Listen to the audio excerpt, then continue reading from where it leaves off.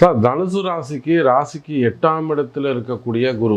இதுல என்ன ஒரு பெரிய விஷயம்னு கேட்டீங்கன்னா, 6ஆம் அதிபதியோடு சேர்க்கை. இங்க 6, 8 சம்பந்தப்படுது. அதோட கூட 5, 12 கூடிய செவ்வாயும் பார்க்கிறார். தனுசு ராசி அன்பர்கள் எச்சரிக்கையாக எதிலும் கவனமாக இருக்க வேண்டும், ஏமாறக்கூடாது. இப்போ நிறைய தனுசு ராசி அன்பர்கள் பார்த்தீங்கன்னாக்கா, நான் பாசிட்டிவா சொல்றேன், சிறப்பா சொல்றேன் அப்படின்னு சொல்லிட்டு நிறைய தனுசு ராசி என்பர்களுக்கு அப்படி ஆஹான்னு இருக்கும், ஓஹோன்னு இருக்கும், பணமழை கொட்டும், வேலை கிடைச்சிடும், நல்லது நடந்துடும் அப்படின்னு ஆசை வார்த்தைகளை, லாட்ரி சீட்டு கிடைச்சா 25 கோடி உங்களுக்கு தான் கிடைக்கும், இப்படி எல்லாம் புதையல் யோகம் இருக்கும், அப்படியே புதையலை நீங்கள் மேலே அப்படி கை வச்சு எடுத்துக்கலாம், கவரில் கொண்டு வந்து காசை வச்சுருவாங்க, இப்படியெல்லாம் நிறைய தனுசு ராசி என்பர்களை ஏமாற்றுகிறார்கள்.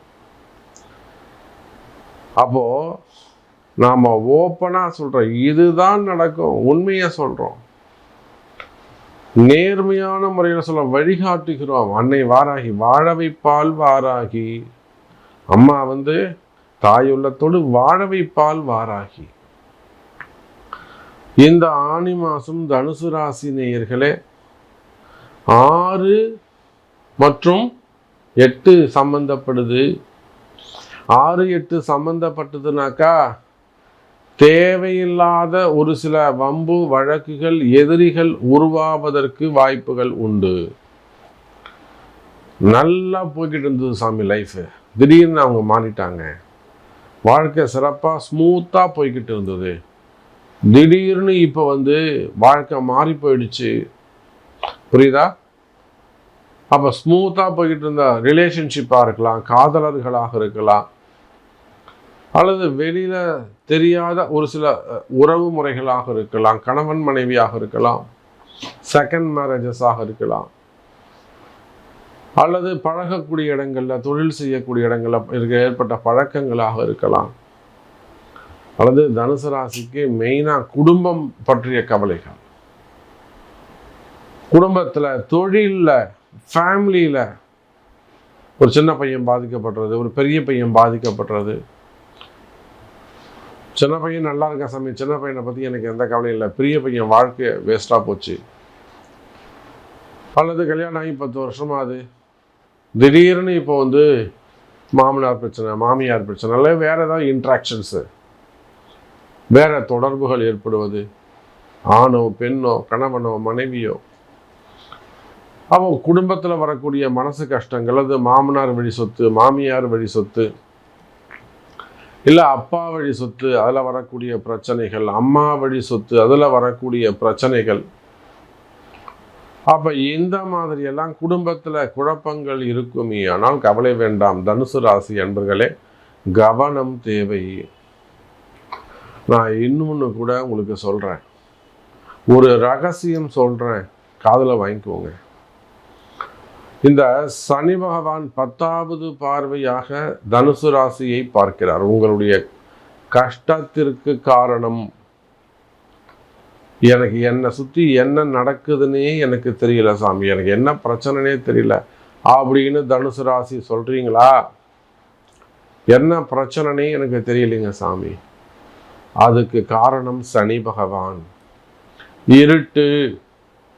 இருட்டுன்னு ராகுவோட சேர்ந்து பார்க்கும்போது, ஏன்னா ராகுவும் பார்த்து சனியும் பார்க்கின்ற காரணத்தினாலே நிறைய தனுசு ராசி அன்பர்கள் போலீஸ் கேஸு, வெளிநாடுகளில் ஒரு சின்ன சின்ன விஷயங்களுக்கு கூட ஒரு போலீஸ் கேஸாக இருக்கும், சின்ன ஆக்சிடென்ட்டு, சின்ன விபத்துக்கள், சின்ன அடிபடுறது, இல்லை பெரிய விபத்துக்கள் ஏற்படுவது, அல்லது ஒரு போலீஸ் கேஸ் அமைவது, அப்புறம் இந்த டிரைவிங் லைசன்ஸு, விசா சம்மந்தப்பட்ட பிரச்சனைகள், விசா ரினிவல் சம்மந்தப்பட்ட பிரச்சனைகள், என்கொயரிகள், அப்புறம் பிஆர் சம்மந்தப்பட்ட பிரச்சனைகள், இதெல்லாம் வெளிநாடுகளில் நிறைய கஷ்டப்பட்டுக்கிட்டு இருக்காங்க. தள்ளி ஒரு 2 வாட்டி அப்ளை பண்ணிட்டேன், 3 வாட்டி தான் அப்ளை பண்ண முடியும், இந்த வாட்டி எனக்கு பிஆர் கிடைக்குமா? அல்லது ஒரு கம்பெனியில் ஒர்க் பண்ணிக்கிட்டு இருக்கேன், ஒரு ஸ்கைஃபண்ட் வாங்கிக்கிட்டு இருக்கேன், மாணவ செல்வங்களாக இருக்கலாம், எனக்கு அதை ரெனிவல் பண்ணுவாங்களா, நான் இங்கேயே இருக்க முடியுமா, வெளிநாட்டில் வந்துட முடியுமா? அதே போலத்தான் குடும்பத்தில், இப்போ இந்தியா இல்லை வெளிநாடுகள் எடுத்து தனுசு ராசியை எடுத்துக்கிட்டாக்கா எதிரிகளுடைய தொந்தரவுகள் உண்டு.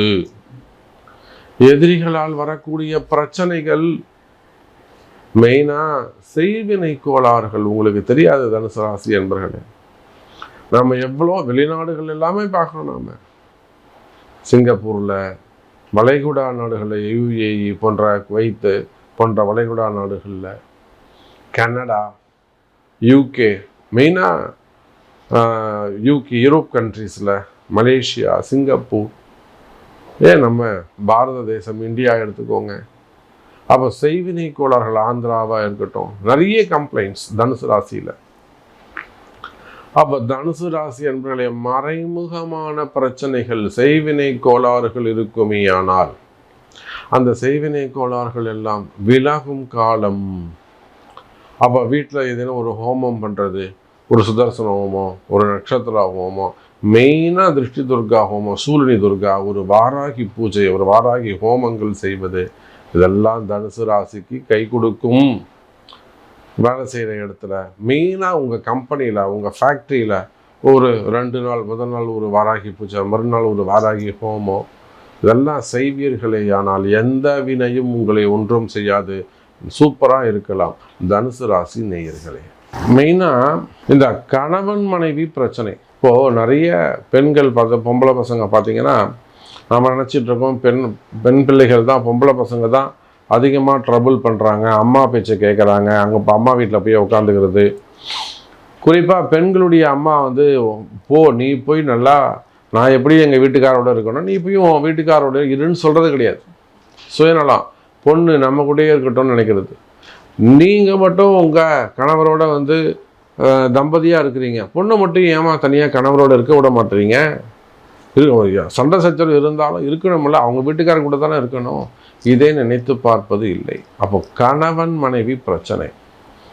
இதில் நல்ல பசங்களும் இருக்காங்க, நல்ல பொம்பளை பசங்க, எனக்கு அவரு தான் வேணும்னு நிற்கக்கூடிய பொம்பளை பசங்களும் இருக்குது.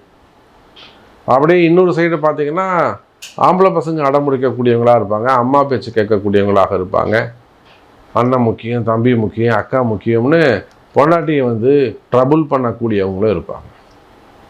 அப்போ 2 பக்கமும் பிரச்சனை இருக்குது.